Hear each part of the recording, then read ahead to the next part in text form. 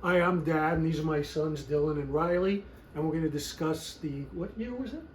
1988. 1988 John Carpenter movie, They Live. Riley, you suggested this movie to us. Why? Well, it's a classic John Carpenter film, and it's having a resurgence right now. It's never really gone out of the zeitgeist, but right now, because the political messages in it are becoming more popular and more, mainstream. A lot of people are using the imagery from it to, kind of portray their disdain with our modern world, and it also shows that we've been dealing with the same issues for, at least 30 years at this point. So that's the cultural reason or the fashionable reason. But what was it about the movie that, I assume you like this movie? Yeah. You like it a lot, right? Yes, I do like it. Okay, what is it that you like so much about it? First of all, I do also appreciate all the political messages and ideas in it, but also the fact that it's doesn't take itself seriously despite all of that. It's very goofy. The fact that they got Rodney Piper, Rodney Piper. I forget the lead actor's name. He's a wrestler, and you can tell. He's at like all the fight scenes are like very over dramatic and like they telegraph their punch from a mile away, but still the other guy's surprised when it comes. Keith David, sees him walking over during the fight scene, and he's just sitting there until he gets punched, and all of a sudden he makes a huge sound. So it's a movie that you don't have to take seriously, despite that it has serious messages. Right. So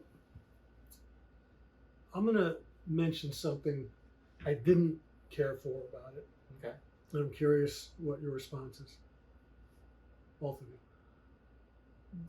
Even in a movie that's not taking itself seriously, I don't want to be taken out of the movie by stuff that's done badly. So just because it doesn't take itself seriously doesn't mean it can't be a bad movie too, right? Yeah. Do you agree with that? Oh yeah. And there was so much stuff in it that I just was constantly being taken out by. For instance, I'll just give you one example now. When what's the character's name? Keith David played? Keith David. Keith David. When Keith David came in to the alley where Rodney had discovered the sunglasses or whatever, Rodney had just shot all these people. He had like killed a bunch of people. And Keith David comes in and he goes, "Here, and I don't want to see you again," or something like that. He gives him money or something. I don't remember what he gives him. And I was like, fuck. I mean, you're not going to say anything? Well, you're not going to call the police? You're not going to, he doesn't know him that well. It's not like they're brothers or something. So to me, there was a lot of moments that were like just not thought out for, what do you think about that? I do think that there's a lot of moments that aren't thought out, if you don't mind me taking over. So I'm not arguing that, but that moment in particular, actually, the scene right before it is Piper shows up at the construction site again, and Keith David's first reaction is to tell him, "Get the fuck out of here! I don't want to be seen with you," and just fucking scram. You just killed all these people. So he does mention that he knows that, and he, doesn't want to be anywhere near him. The reason why he doesn't go to the police or do all these things is because also he was mentioning earlier that he just wants to lay low to the ground and not make anyone really notice him. He's trying to just get the money lower. But see, I find that a trope that I can't tolerate in a movie. That's part of the reason that I don't like the movie. Well, that sounds like a you problem. When we have to forgive a movie for certain things, I just go, no, that's the director being sloppy, not some sort of. And I felt like there was a lot of sloppy stuff. I felt like even, he had like 20 extras, and it was supposed to look like there were a lot more people, and he could have gone in tight for shots. Which are you talking about? What shots? Shots at the, for instance, I think there's a lot of this kind of thing, but shots at the homeless enclave. I don't know what they call it. Shanty. It just looks so. I know they didn't have a lot of money to make the movie, or I assume they didn't because it looks like it. The production values are so bad. I want to say, and of course, I'm not John Carpenter. I think that those shots were to show how outnumbered and overpowered the homeless people were. It's, these a lot more police, presence than there were homeless people. And See, this is something I'm sorry to keep interrupting, but this is something that I feel, I'm being sensitive as a dad here, in case it's not clear, that I find in a lot of our discussions you bring up, you defend stuff that I think is, no, Riley's trying to lift this to a plateau that it doesn't deserve. You've said you enjoy bad movies. Yeah. Would you consider this one of those kinds of movies or no?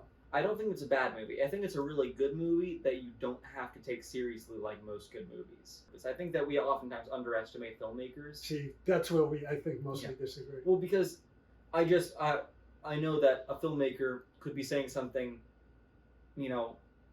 profound with as simple as which direction the person's moving on camera. If they're moving left to right, the person's making progress in the story. Mm-hmm. They're going forward with their life. The person's moving right to left. They're, regressing, or they're going back to a place that they used to be. But sometimes that, I'm sure, is absolutely true. And you studied film. I don't know much about film, about shooting film or anything like that. I mean, let me ask you this. Yeah. Were there parts in the movie that you found like, oh my God, or no? I don't get that sense, but I don't know. Not parts where I thought, oh my. The closest thing I think is when. So he first gets the glasses, and his first instinct is to insult the aliens, going, "Man, that's like putting perfume on a pig," and it's like very WWE lines and stuff. And I think those are just funny rather than me trying to take it seriously. Same thing when he goes into the bank and says, "I'm here to chew bubble gum and kick ass, and I'm all out of bubble gum." Now, this is a perfect example. Yeah. I see why that could have been a funny line. And that's bad writing. Don't get me wrong. I do think that that's bad writing. Not purposely bad. No. They thought they were doing an Arnold Schwarzenegger "I'll be back" line. They thought they were creating a trope. One thing or a famous quote. Totally, which they did. Well, they did. That is a huge quote now. But slap to people who think that that's good, because it's so stupid. It's not stupid like purposely. I don't know how to explain this. It's campy. It's not campy on purpose, but a lot of the things that I like that are campy aren't campy on purpose. And I think. Yeah, see, that's the thing I don't get. Yeah, it's. You know what I mean? I don't understand that. I have to admit, well, there were campy movies I'm sure that I've enjoyed. Bubblegum? What the fuck is he talking about bubblegum for? Yeah. He could have said something that would have been just as funny in that line. But he's all out of bubblegum. Oh, so now he's only here to kick ass. Well, I'm glad you're here, because now I understand. And you know my favorite line? You guys know, I think. My favorite line of that type was in Kindergarten Cop. I'm the potty pooper. I still love that line. In that case, it's supposed to be funny. I don't think "I'll be back" was supposed to be funny. I think it was supposed to be like, "Oh, hell yeah, he'll be back." Really? See, I think it was supposed to be funny. Well, this is the kind of conversation that I think we would try to, if we decide to do any more of these, have about, except maybe Dylan will talk once in a while, the difference, why somebody likes something, why someone doesn't. If we watch one of my favorite movies, Harold and Maude, which you didn't like, I think you like. Yeah. Thanks for all that. To hear, maybe you'll want to know why I like it. I know why you like that movie. Oh, I'm joking. I'm joking. I think it's interesting to find out what it is about somebody else's opinion or taste that you don't get. Yeah. And that's what we're going to be doing here in Dad and, what do we call this? Dad and... You don't have to call it. You're the one that came up with this idea. Dad and Boys? What did I say? I said... You said I'm the dad and these are the boys. No, I didn't but realize I had a that's the title. name of it. No. You didn't say a title in the beginning. Dad plus and two? Sons? Dad and Sons? Dad and Sons. Venom Oh, Boys. no, I know. It rhymed. Dad... Dad is Dad and the Bad. No. Dad and Crew movie... No, Dad plus two movie review. I like Dad and Crew movie review. Okay. And that's it for Dad and Crew movie review. See you next time.